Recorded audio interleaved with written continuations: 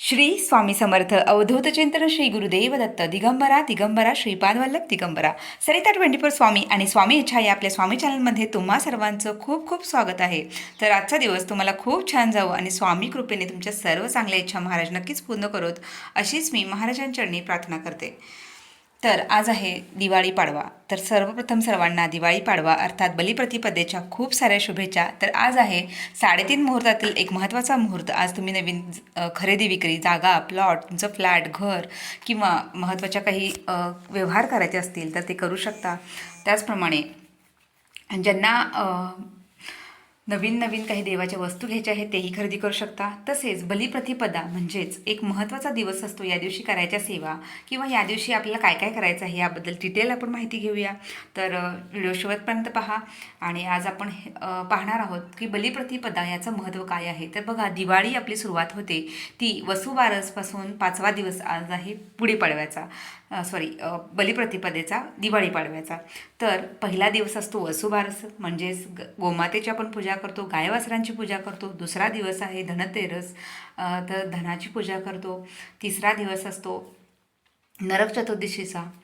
आणि हा जो दिवस आहे तो बलिप्रतिपदा, पाडवा आणि भाऊबीज हे असे जे काही यमदीपदान हे सर्व खूप महत्त्वाचे दिवस असतात. तर ही कथाही बऱ्याच जणांना माहिती नसेल की काय झालं होतं की भगवान विष्णूंचा जो वामन अवतार आहे तर तो बली नावाचा जो राजा होता तो खूप उन्मात्त झाला होता. तो दानशूरही होता, पण त्याचं कुठेतरी वाईट गोष्टींकडे जास्त हे झालं होतं आणि तो प्रजेवर अन्याय करू लागला होता. म्हणून भगवान विष्णूंनी, भगवान नारायणांनी एक 12वा अवतार वामनाचा घेतला होता आणि त्याचा गर्भहरण करण्यासाठी त्यांनी ही कथा आपण आपल्याला माहिती असेल किंवा नसेल तर तुम्ही तर आजच्या दिवशी काय केलं होतं तर वामन अवतार घेऊन भगवान विष्णू, भगवान नारायण या बलीजवळ राजाजवळ आले आणि त्यांनी त्याला सांगितले की मला फक्त 3 माझे पाय बसतील एवढी मला जमीन हवी आहे.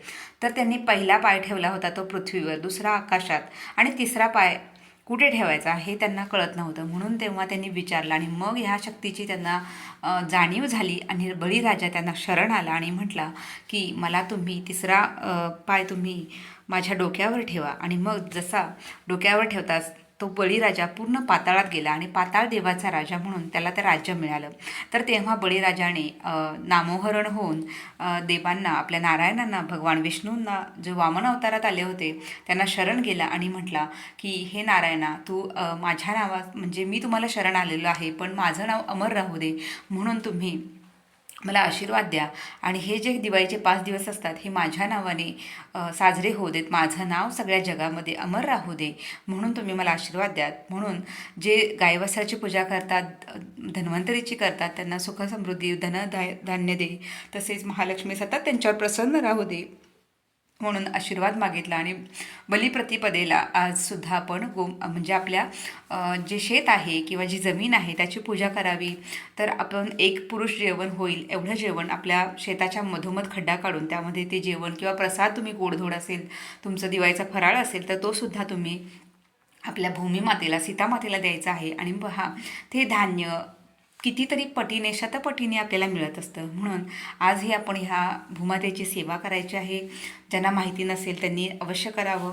तर आजच्या दिवशी एक सवासनी महिलासुद्धा आपल्या पतीच्या दीर्घायुष्यासाठी प्रार्थना करत असते, त्याला ओवाळत असते.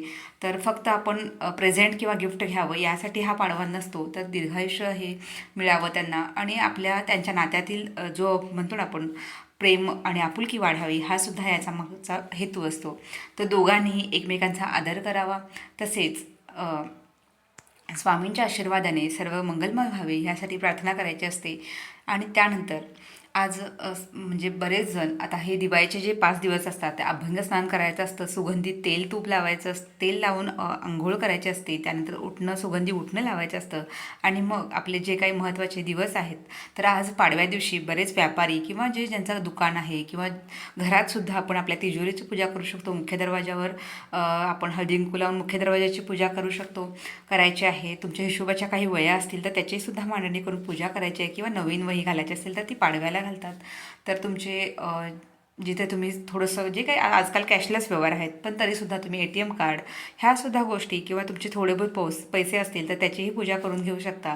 आणि जिथे तुम्ही ठेवता तिथे त्या तिजोरीला, त्या कपाटाला हळदी कुंकू किंवा कुंकवाचं स्वस्तिक लावून तुम्ही ते सजवू शकता आणि त्याची पूजा करू शकता. तर अशा पद्धतीने आपल्याला आज महत्त्वाच्या कागदपत्रांची सुद्धा देवासमोर ठेवून त्यांची नमस्कार करायचा आहे.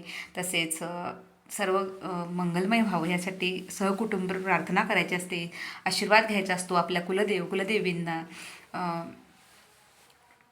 नमस्कार करायचा असतो, त्यांची पूजा अर्चा सेवा करायची असते. तर अशा प्रकारे आपल्याला बलिप्रतिपदा पाडवा हा साजरा करायचा असतो. तर सर्व महिलांना एवढंच सांगणं आहे की जसं तुमचा पती तुमचा परमेश्वर म्हणजे काहीजण मानतात पण काहीजण नाही. पण बघा, जसं आपण आधीच्या काळी जशा महिला आपल्या पतीला अहो जाऊ ह्या गोष्टीनेच बोलायच्या आणि आजकाल नात्यांमध्ये इतका प्रॉब्लेम सुरू आहेत. तर त्यासाठी महिलांनी सुद्धा किमान एकमेकांचा आदर करा. असं नाही म्हणत की एकानेच करावा, तर दोघांनीही एकमेकांचा आदर करणं खूप गरजेचं आहे. तर आजच्या दिवशी बऱ्याच ठिकाणी कणकेचे दिवे करूनच ओवाळलं जातं आपल्या भावाला, भाऊबीजेला सुद्धा भावाला, आपल्या वडिलांना, तसेच पाडव्याला आपल्या नवऱ्याला. तर बऱ्याच ठिकाणी एक कणकेचा दिवा किंवा 2 कणकेचे दिवे केले जातात. तर शक्यतो किंवा काहींकडे फक्त पंती घेतली जाते. तर शक्यतो जे दिवे असतात ते 2 असावेत. सिंगल एकाच दिव्याने कधीही ओवाळू नये. तर 2 दिवे असावेत, त्यामध्ये कलश असावा, हळदी कुंकू, अक्षदा, फूल, पान सुपारी ह्यासुद्धा गोष्टी असाव्यात. तसेच आपण शक्यतो पितळे किंवा तांब्याच्या वस्तू जी आरती असते तर त्या पद्धतीने घ्यावी, कारण तिच्यामध्ये एक पॉझिटिव्ह व्हायब्रेशन्स खेचण्याची आणि प्रेरित करण्याची शक्ती असते. म्हणून पॉझिटिव्ह व्हायब्रेशन्स ती आपल्याला लहरी देत असते. म्हणून शक्यतो प्लास्टिकच्या किंवा इतर मेटलच्या वस्तू, शक्यतो मेटलच्याच वस्तू असाव्यात तुमच्याकडे. शक्यतो आरतीचं चांदीचं असेल, कसंही असेल, पण शक्यतो धातूचं घ्या आणि त्यानेच औक्षण करायचं आहे. औक्षण करताना अंगठी असेल, तुम्ही कुठली छोटी अंगठी असेल तरी त्या अंगठीनं आणि सुपारीनं औक्षण करायचं आहे. तसेच सगळ्यात महत्त्वाचं, आपण आपल्या भावाला, पतीला किंवा वडिलांना ह्या औक्षण करताना किंवा तुम्ही जर तुमच्या कुलस्त्रीला जर औक्षण करत असाल तर तुम्ही दिवाळीच्या दिवशी त्यांच्या डोक्यावर कापूस ठेवायचा आहे. म्हणजेच कापूस जसा पांढरा असतो तसे पूर्ण तुमचे केस पांढरे होईपर्यंत तुम्हाला भरपूर दीर्घायुष्य लाभो अशी त्यामागची संकल्पना असते. म्हणून आपण ओवाळणी करताना त्यांना जरी टोपी घातली असेल तरी तुम्ही केसांवर थोडा थोडा कापूस ठेवलात तरी चालेल. तर याच्यामागचं हे कारण असतं. तर तुम्हाला दिलेली माहिती कशी वाटली मला नक्कीच कमेंट्स करून सांगा. आणि झालेली सर्व सेवा मी स्वामींच्या चरणी अर्पण करते आणि आपली रजा घेते. चला तर मग परत एकदा भेटू अशाच सुंदर माहितींसह. तोपर्यंत सर्वांना श्री स्वामी समर्थ.